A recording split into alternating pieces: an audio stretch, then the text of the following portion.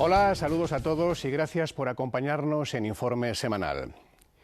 España vive, señores, momentos decisivos para asegurar el orden constitucional tras el golpe institucional en Cataluña. Después de un año plagado de incidentes y numerosas irregularidades, los separatistas mantuvieron su desafío al Estado de Derecho bajo amenaza de una declaración unilateral e inminente de independencia. En espera de la suspensión del Pleno del Parlamento de este lunes decretada por el TC, lo que el rey definió como deslealtad inadmisible dio luz verde a la respuesta de los poderes del Estado. El Legislativo, de las Cortes, el Ejecutivo y el Poder Judicial actúan para dar respuesta a delitos contra la democracia española como la desobediencia o la sedición. A todo ello, pues, dedicamos hoy Informe Semanal en un monográfico titulado El nudo catalán.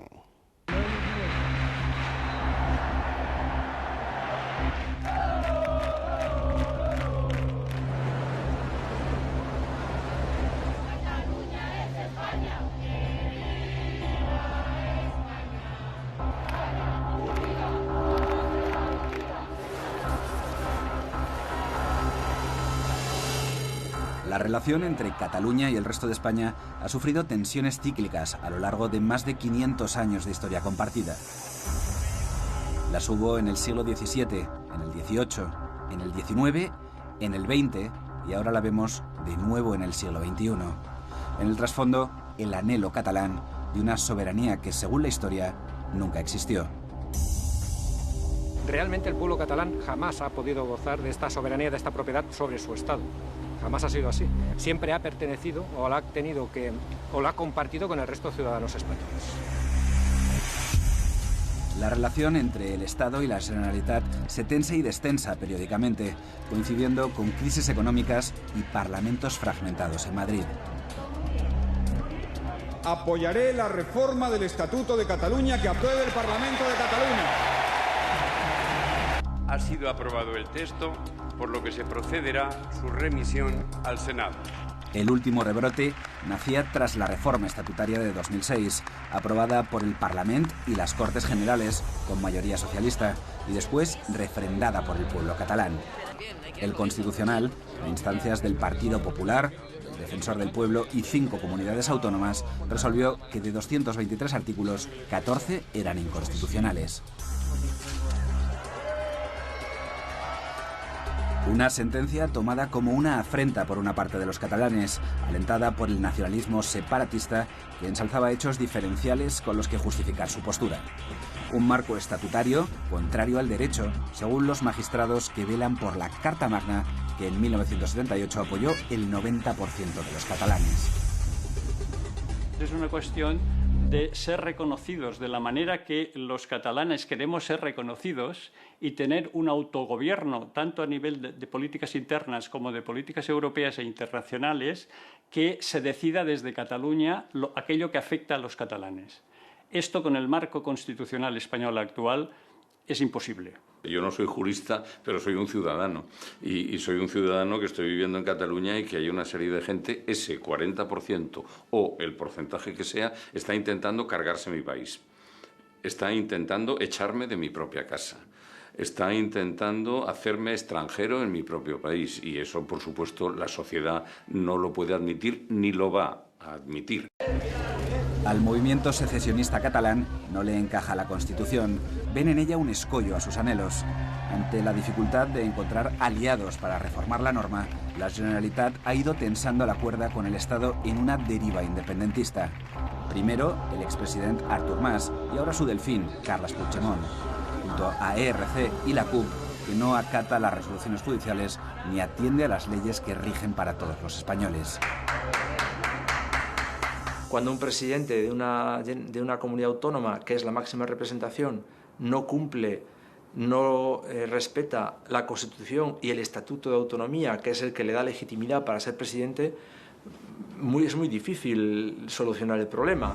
Comença la votació.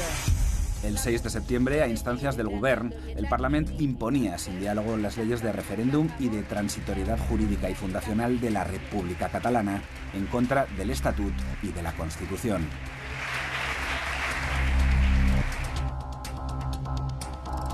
De la convivencia. Un nudo cada vez mayor, un nudo que no para de enredarse en desencuentros, rivalidades, conflictos competenciales y judiciales que el seny catalán no es capaz de desatar. Un nudo gordiano que la espada de Damocles de la llamada rauxa independentista pretende cortar de un tajo.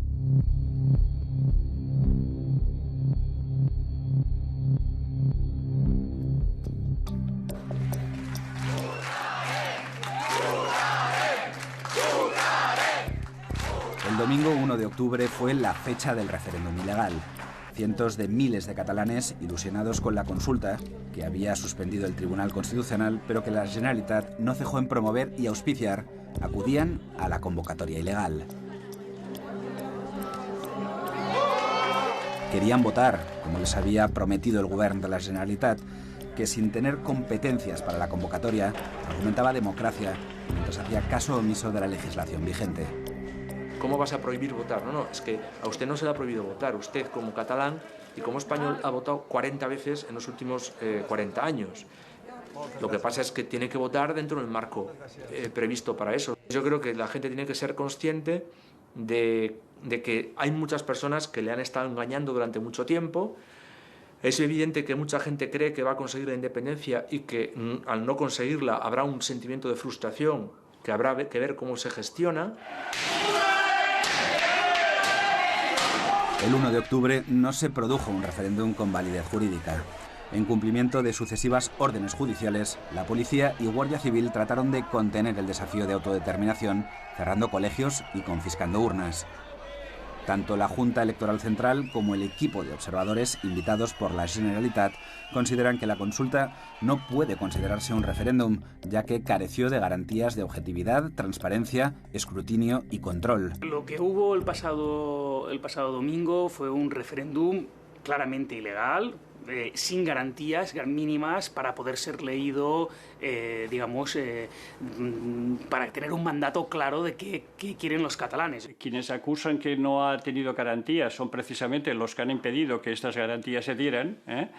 La vía sería hacer un referéndum fetén. O sea, un referéndum de verdad, como el que ha tenido lugar en Escocia en el 2014 o tuvo lugar en Quebec en el año 80 o en el año 95. Es decir, con todas las garantías, que coincida legalidad y legitimidad, cosa que ahora no coincide ni en la parte española ni parcialmente en el referéndum que se ha hecho este domingo pasado. El referéndum no ha respondido a lo que serían las exigencias mínimamente que se tienen que demandar siempre en una consulta de este tipo. Luego ha habido un problema de infraestructuras, etcétera, pero no tiene la seriedad, digamos, que merecería.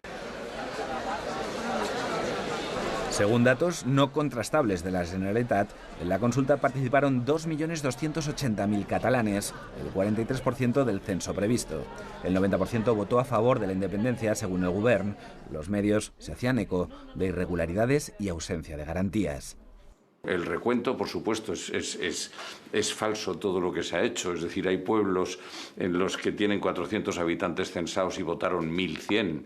Es decir, nosotros tenemos las pruebas porque enviamos observadores y tenemos las pruebas fehacientes de que ha habido gente que ha votado 4 veces en diferentes colegios, gente que ha votado estando la urna en el suelo, urnas que ya estaban llenas de votos, un recuento que nadie sabe quién ha hecho. Realmente no fue un referéndum, fue un aquelarre en el cual ellos pretendían ir a votar y sin censos, sin papeletas, sin urnas, sin lo que fuera. Es decir, ellos lo que estaban provocando es lo que consiguieron, y es de que saliera la fotografía de las policías intentando evitar que la gente votara. Fotografías y vídeos que han dado la vuelta al mundo. Cargas policiales contra quienes impedían ejecutar la orden judicial de cerrar colegios y requisar urnas. Una acción judicial que, en primer lugar, tenía que haber asumido la Policía Autonómica. Pese a ser su obligación, los Mossos d'Esquadra no recibieron la orden de actuar por parte de sus superiores. El mayor de los Mossos y los presidentes de ANC y Òmnium Cultural declararon el viernes ante la Audiencia Nacional investigados por sedición por los incidentes del 20 de septiembre ante la Consellería de Economía, y volverán a hacerlo por el 1 de octubre. La actuación de los Mossos d'Esquadra, según mi opinión, ha sido mucho más coherente con la instrucción de la juez que no el comportamiento de la Guardia Civil y de la policía española, que ha actuado con una desproporcionalidad inmensa. Los Mossos d'Esquadra tienen unos mandos, y esos mandos les han ordenado hacer lo que han hecho, y realmente podríamos aportar muchas pruebas de Mossos d'Esquadra que están realmente muy apesadumbrados por no haber podido cumplir su obligación porque nadie les ordenó que lo hicieran. Entonces, ¿qué es lo que ha provocado? Ha provocado que hemos cargado sobre la Policía Nacional y la Guardia Civil toda la responsabilidad de una situación que tenían que haber asumido los Mossos, que no lo han asumido, y así están. Los disturbios provocados durante la consulta ilegal del pasado domingo se saldaban con heridos en ambos lados. La Generalitat sostiene que casi 900 ciudadanos fueron atendidos, aunque solo 4 de ellos fueron ingresados. Creo que se ha demostrado con los días que muchas de las imágenes que en un primer momento hemos visto estaban manipuladas o eran de otros momentos, ¿no? De hecho, hasta la prensa internacional se ha hecho eco. Al principio se hizo eco de las imágenes, pero ayer, por ejemplo, salió un reportaje muy amplio en Le Monde, en Francia, donde se llamaba la atención sobre la manipulación de las imágenes, ¿no?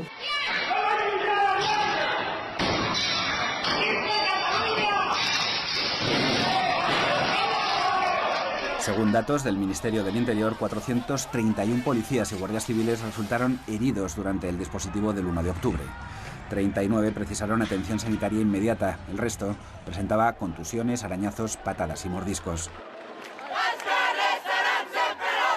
La Fiscalía ha abierto diligencias para investigar si hay delitos de odio en los múltiples asedios que sufren estos días las fuerzas de seguridad del Estado. Viene desde la vicepresidencia del Gobierno. En el Congreso de los Diputados, el PSOE anunciaba el martes la reprobación de la vicepresidenta del Gobierno por la acción policial del 1 de octubre, una petición criticada por algunos varones y otros dirigentes históricos del socialismo español.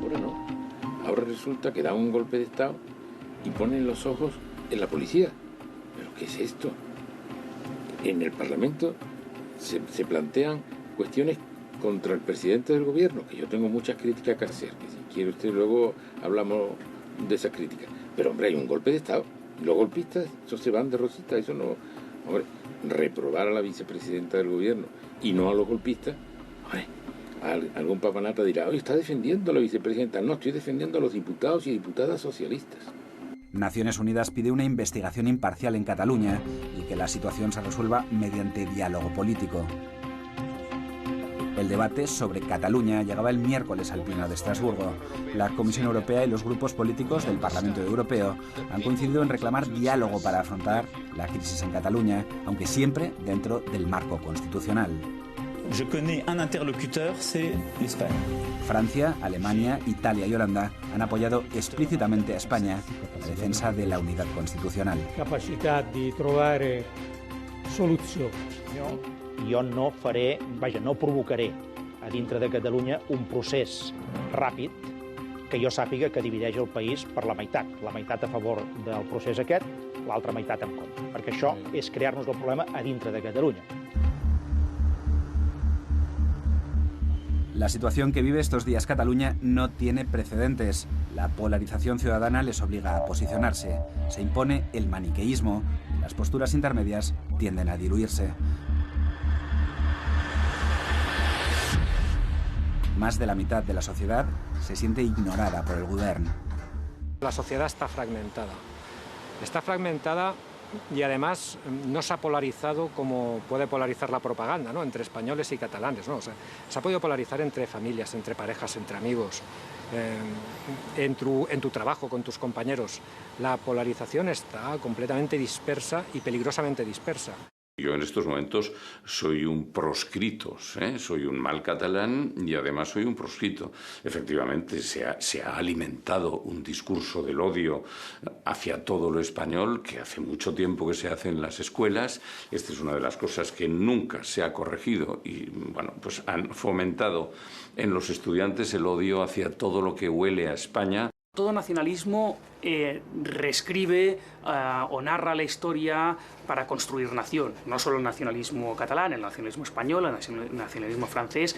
Se construye nación a través de instituciones como podría ser la educación o como podría ser la construcción de mitos y de historias. Tampoco no existe ningún control, que sería deseable, un control académico, no político, sobre los libros de historia, por ejemplo. Si existiera desde la misma Real Academia de la Historia un mecanismo de supervisión de que estos libros tuvieran la calidad técnica deseable y que no pudiera haber la mínima sospecha de adoctrinamiento en ningún sentido, pues sería preferible sin tener que quitar las competencias a las diferentes comunidades, ¿no? En una entrevista a un medio británico, Puigdemont anunciaba que declarará la independencia unilateral en los próximos días, como recoge la ley del referéndum. Pretendía hacerlo el lunes 9 en un plenario del Parlamento, donde se expondrían los resultados de la consulta ilegal. Tras suspenderlo de urgencia el Constitucional, el presidente ha pedido comparecer el martes 10. En el momento en que se produce una declaración unilateral de independencia, ya nadie apoyaría a las autoridades catalanas. No les queda, porque los demás países claramente se alinearían con el Estado español y apoyarían todo lo que el Estado español hiciese para recuperar la normalidad en ese territorio. El principal problema que tiene el independentismo para la construcción, digamos, de un Estado propio es las adhesiones de la comunidad internacional. Es decir, es un movimiento que es fuerte en Cataluña, que tiene muchos agentes implicados en Cataluña, pero que no ha sido capaz de aglutinar, digamos, alianzas en el campo de la geopolítica. Cataluña, ipso facto, pasaría a estar fuera de la Unión Europea. Y además, todos los tratados tendría que renegociarlos en todos los países del mundo. Quedaríamos como un satélite orbitando alrededor de nada. Es decir, porque quedamos fuera de la OTAN, fuera de la ONU, fuera de la Unión Europea, fuera del euro, fuera de cualquier tipo de defensa internacional. Y sin el apoyo y el contexto internacional, pues nos vamos a quedar en la quiebra más absoluta en un plazo de 3 meses. La visión independentista sobre el futuro de la teórica República Catalana es bien distinta. Todos los estudios apuntan de que una Cataluña independiente sería un país mucho más próspero de lo que es ahora. En un plazo de 5 o 10 años podría ser una sociedad con una economía y con un estado de bienestar de los más desarrollados de Europa, al nivel de los países nórdicos o de Holanda, por poner ejemplos prácticos. Incluso la Unión Europea, está muy poco claro que Cataluña quedará fuera, quizá inmediatamente, pero ¿a quién le interesa que haya una zona territorial que no está en la Unión Europea cuando quiere estarlo entre España y Francia? La incertidumbre política precipitaba esta semana la fuga masiva de empresas y entidades bancarias desde Cataluña hacia otros lugares de España, como Gas Natural, CaixaBank, Banco Sabadell, Banco Mediolanum y Horizon, entre otras. Además, firmas como Catalana Occidente, Freixenet, Codorniu o Abertis estudian su traslado inmediato ante la inseguridad jurídica de una declaración unilateral de independencia. El Consejo de Ministros aprobaba el viernes un decreto ley para facilitar que las empresas puedan trasladar su domicilio social de forma inmediata sin la aprobación de la Junta General de Accionistas. Dentro del territorio nacional. Creo que eso sería una catástrofe para Cataluña, para España también y para Europa incluso, ¿eh?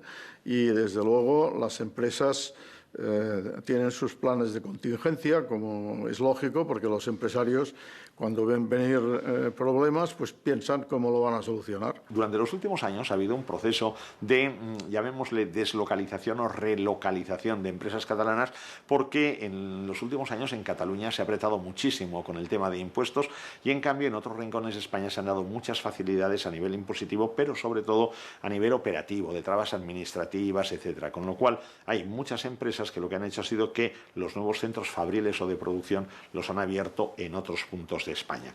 ¿Esto qué significa? Pues significa que ya tienen medio pie allí y por tanto si vieran aquí que hay un empeoramiento de la situación se irían hacia allí. ¿A corto plazo pasaría algo? Seguramente. A largo plazo pasaría sí, porque evidentemente se iría deslocalizando la actividad y por tanto Cataluña perdería protagonismo como centro económico, centro industrial y centro comercial. A los economistas consultados no les cuadran las cuentas de la independencia. El gasto público, al que habría que sumar las pensiones y la puesta en marcha de las estructuras de Estado, supondría un gasto cercano a los 70.000 millones de euros. La supuesta República Catalana debería asumir, además, una quinta parte de la deuda española, más la deuda propia que acumula Cataluña. Unos números rojos que rondan los 280.000 millones de euros. Esta Cataluña arrancaría con un Producto Interior Bruto de 215.000, 220.000 millones de euros y tendría una deuda que sería superior a ese PIB. Por tanto, ya nacería con una deuda equivalente, igual al 120, 130% de su PIB. Por tanto, esta es una situación realmente comprometida. La salida de Cataluña de lo que sería el marco de España significaría quedar fuera del ámbito de la Unión Europea y también de la zona euro, con lo cual todo lo que hoy Cataluña está vendiendo a España, al resto de España y también a la Unión Europea estaría gravado por aranceles. De las ventas de los productos catalanes al resto del mundo, de un 30 a un 40% van al resto de España, pues un 40% más debe ir a Europa y el resto pues a terceros países, ¿no?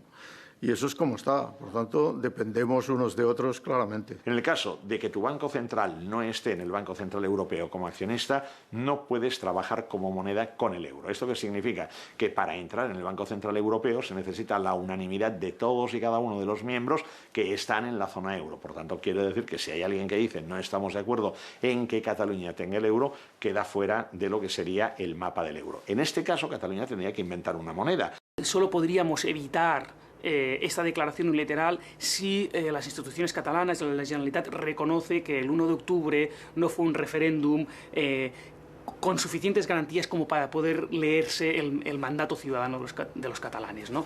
Mi impresión es que se va a leer ese mandato y que las instituciones van a seguir en este estadio de desobediencia que se inició hace unas semanas, ¿no? con las leyes de referéndum y de transitoriedad jurídica.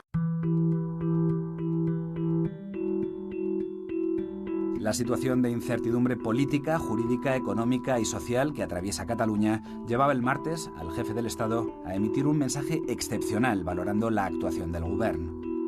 Con sus decisiones han vulnerado de una manera sistemática las normas aprobadas legal y legítimamente, demostrando una deslealtad inadmisible hacia los poderes del Estado. Un Estado al que precisamente esas autoridades representan en Cataluña.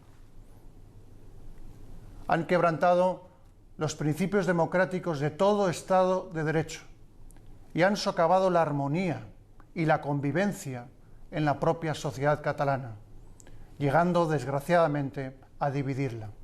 Y ante esta situación de extrema gravedad, que requiere el firme compromiso de todos con los intereses generales, es responsabilidad de los legítimos poderes del Estado asegurar el orden constitucional y el normal funcionamiento de las instituciones, la vigencia del Estado de Derecho y el autogobierno de Cataluña, basado en la Constitución y en su Estatuto de Autonomía. Un llamamiento del jefe del Estado, un apoyo explícito al Estado de Derecho y una urgencia para restablecer el orden legal que no observan los promotores del procés. El Estado tiene varias vías de actuación posible. Hay medidas que ya se están ejecutando, como la Ley de Estabilidad Presupuestaria. Hay otras, como la Ley de Seguridad Nacional, que tampoco requiere pasar por el Parlamento, se requiere un Real Decreto del presidente del Gobierno y que luego se informa al Congreso de los Diputados. La Ley de Seguridad Nacional permitiría reforzar las competencias en el ámbito de la seguridad. El 55 y la Ley de Seguridad Nacional son instrumentos que efectivamente tiene el Estado para seguir, digamos, reprimiendo, digámoslo así, el problema, pero con eso no se va a solucionar el tema. El artículo 155 de la Constitución es un artículo que está copiado de la Constitución alemana, del artículo 37, que recoge lo que se llama la figura de la coerción federal, y está previsto para cuando una comunidad autónoma no respeta o desobedece la normativa vigente, la federación, en el caso de un Estado federado, el Estado central, en el caso de España, puede proponer al Senado la toma de una serie de medidas durante un plazo temporal y en un ámbito competencial determinado para recuperar, para obligar, para forzar al cumplimiento de la Constitución y del ordenamiento jurídico. Por eso digo que no hay que tener tanto miedo al 155, porque no es verdad que sea una suspensión. Al contrario, el 155 tiene un límite que es el propio Estatuto de Autonomía de Cataluña. O sea que el 155 no puede vulnerar lo que dice el Estatuto de Autonomía. Rajoy exige la renuncia a la declaración de independencia y garantiza que hará lo mejor para España en el momento más oportuno. Que digan que no hay declaración unilateral de independencia e, insisto, que lo hagan a la mayor celeridad posible. Esa es la mejor solución, porque es la que nos vuelve a la normalidad. A la espera de los siguientes movimientos del Estado y de la Generalitat, la sociedad pide soluciones a los gobernantes para superar una situación que no favorece ni a Cataluña ni al resto de España. Para ser independiente hacen falta unas cuantas cosas que en este momento todavía no tenemos. El control del territorio y de las infraestructuras. El viernes, el expresidente Artur Mas afirmaba en el Financial Times que Cataluña aún no está preparada para la independencia real. La capacidad, no la capacidad, sino el hecho de que la gente nos pague los impuestos a la hacienda catalana y una administración de justicia que haga cumplir las leyes del Parlamento catalán. Una vez hayamos recuperado el Estado de Derecho, en ese momento, por supuesto, yo creo que hay que establecer una mesa de diálogo y no sé quiénes son los que tienen que dialogar, porque si los que han estado hasta el momento no han sido capaces, posiblemente haya que buscar otros. Yo creo que en este caso, si hay este enfrentamiento, si saco a este interlocutor y saco a este interlocutor, puedo buscar lo que sería posibilidades de diálogo. Creo que hay que dialogar, creo que hay que ver lo que sería un estatuto jurídico y económico para Cataluña. Me parece muy bien, porque además soy catalán, pero todo dentro de unos cauces que estén en la Constitución. El Congreso debatirá la semana que viene la situación de Cataluña, mientras una comisión estudia una posible reforma constitucional y la organización territorial del Estado. Yo creo que los catalanes tienen que hacer una reflexión profunda sobre cuáles son las consecuencias, cosa que no se ha hecho. Porque yo creo que la gente, a la que hay que reconocer ilusión y buena fe, pues no ha reflexionado lo suficiente, es mi opinión. Y creo que el abrir un tiempo de debate y de reflexión profundo, esto es una necesidad. Los lazos de tipo cultural, de tipo histórico, de tipo económico, de tipo social, de tipo personal, son tan estrechos que es que somos los mismos, ¿no? Y por tanto que cada uno tiene su carácter diferencial, de acuerdo, como lo tienen otras comunidades en España, pero eso no quiere decir que no seamos los mismos y por tanto yo creo que esos lazos existen, son absolutamente entrañables y importantes y no se pueden cortar. Cortar o desatar, el dilema del nudo gordiano. El nudo catalán se ha intrincado como nunca estas últimas semanas. Es responsabilidad de todos desatarlo con diálogo y concordia y evitar un brusco desenlace que a nadie beneficia.